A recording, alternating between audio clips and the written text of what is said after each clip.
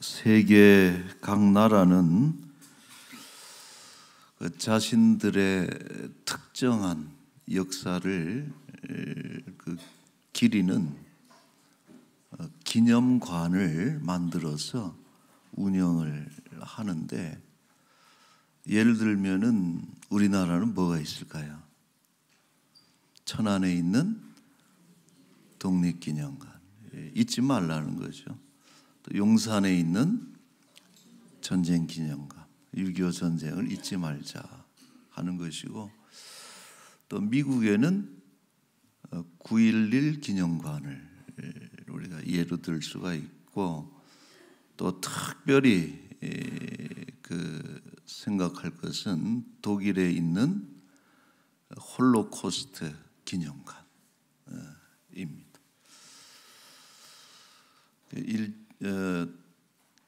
독일의 나치 정권 하에서 600만 명에 가까운 유대인들이 학살, 홀로코스트라는 것이 대학살이라는 그런 뜻을 가진 단어죠. 그래서 그때 일을 잊지 말자.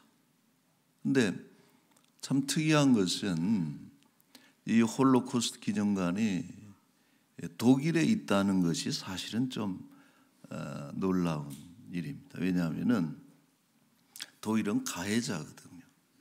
가해자고 또 대학살의 주범이기 때문에 사실 그때 일을 기념하는 것이 그들에게는 아픈 역사인데, 이것은 아주 처절한 반성을 보여주는 이런 대목이죠. 이스라엘에도 물론 그 기념관이 있습니다. 바드 야셴이라 그러는 이름을 붙였는데, 오른쪽에 있는 것이 이스라엘에 있는 그 홀로코스트 기념관이고, 그 사진들이 다 저렇게 붙어 있어서 돌아가신 분들을 기념을 하는 이런 장면인데, 그래서 이 독일의 이런 홀로코스트 기념은 역시 좀 격이 있는 나라다 하는 것을 알 수 있고, 이제 그에 비해서 전혀 그렇지 못한 나라도 있죠. 우리 일본은 우리 일제하에서 얼마나 많은 우리나라 사람들을 학살했습니까? 포갑적으로 통치하고, 또 중국에 가면은 더 많은 중국인들을 아주 무참하게 학살했음에도 불구하고 이 국가 공식적으로 반성한다든지 이런 것이 전혀 없고, 오히려 그 사건을 미화시키는, 감추거나 미화하는 아주 뻔뻔한 이런 태도를 보이고 있어서 대조적이고, 물론 민간에서는 한다 그래요. 우리 민간인들, 양식 있는 일본인들은 그때 한국과 중국 마찬가지로 동아시아 전체에 일본이 자행했던 악한 그런 행위에 대해서 반성하는 이런 어떤 모임도 있고 또 움직임도 있는데, 공식적으로는 국가는 전혀 이에 대해서 반성을 하지 않습니다. 여러분, 인간은 부단히 노력하지 않으면은 망각의 늪에 빠질 수밖에 없다. 누구는 있는 것이 은혜다 그런 표현을 했습니다만은, 우리가 결코 잊어서는 안 될 일들이 있기 때문에 부단히 기억해내는 것이 매우 중요하고, 너무나 엄청난 그 값을 치르고 얻은 교훈이잖아요. 전쟁의 교훈이라는 이런 것들은 너무나 값비싼 것을 치르고 우리가 얻은 결론인데, 이것을 잊어버린다면은 다 헛된 것으로, 무의로 돌아가기 때문에 우리가 그래서는 안 되는 것이죠. 자, 이스라엘은 특별히 이 기념하는 것에 진심인 나라가 이스라엘입니다. 왜냐하면은 이스라엘은 기억하지 않는 순간, 자신들의 과거를 잊어버리는 순간에 나라와 민족 전체가 분해되는 나라가 이스라엘. 그래서 그 수천 년 동안 디아스포라 각 나라에 흩어져 살면서도 그들은 자신들의 과거 역사를 잊지 않으려고 엄청 노력을 하죠. 그래서 결국은 다시 국가를 1948년에 건국하는 놀라운 일을 우리가 보기도 하는데, 자, 이들이 이스라엘 백성들이 최고로 기억해야 될 역사로 꼽는 것이 있다면은 그것은 출애굽입니다. 430년 동안 애굽의 이집트의 통치하에 있다가 해방되고 또 광야를 거쳐서 이스라엘을 건국하는 그런 역사를 가지고 있는데, 이것을 그들은 늘 잊지 않기 위해서 기념을 하는데, 이제 그것을 위해서 제정된 절기가 있는데 바로 유월절이라는 것입니다. 자, 출애굽기 12장 13절에 보시면은 내가 애굽 땅을 칠 때에 하고서 피를 볼 때 너희를 넘어간다. 그게 유월이잖아. 유월. 넘어간다. 넘어간다. 마지막 그 재앙으로 장자를 죽이는 그 재앙이 피를 보고 넘어간다. 해서 이제 유월절을 기념을 하는데 14절 말씀에 너희는 이 날을 어떻게 하라 그랬어요? 기념하여 여호와의 절기를 삼아 영원한 규례로 대대로 지킬지니라 그랬어요. 자, 이들이 유월절을 통해서 기념하는 것은 많지만 크게 두 가지 요약하면, 첫째, 하나님의 구원하심을 잊지 말아라. 출애굽은 이스라엘의 자력 구원이 아닙니다. 스스로 그 해방될 수 있는 그런 힘이 없었고, 오직 하나님의 능하신 손과 또 그의 크신 은혜로 인해서 구원받았음을 늘 잊지 않는, 이것이 유월절의 첫 번째 기념이고, 두 번째는 유월절에 뭘 먹습니까? 어린 양을 먹는데, 이것은 뭘 기념하는 거예요?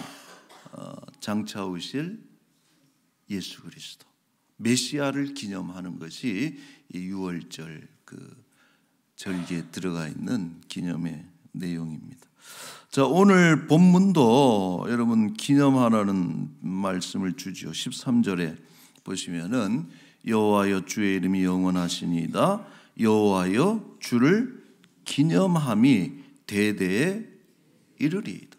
그게 한 절인데 묵직하게 다가오는 말씀이에요. 주를 기념함이, 하나님을 기념하는 것이 대대에 이르리이다 하고서 이제 그 앞에 나와 있는 내용들이 역시 출애굽 모티브에 다 애굽에서 해방되고 또 광야에서 하나님이 먹이시고 입히시고 인도하시고 가나안 땅에 들어가기 직전에 수많은 전쟁에서 승리케 하신 하나님의 구원의 이야기를 적어 놓으면서 주를 기념하라, 하나님을 잊지 말아라 하는 그런 시편입니다. 자, 이후 신약의 교회가 유월절을 계승하고 완성시킨 의식이 그게 바로 성찬이라는 것이.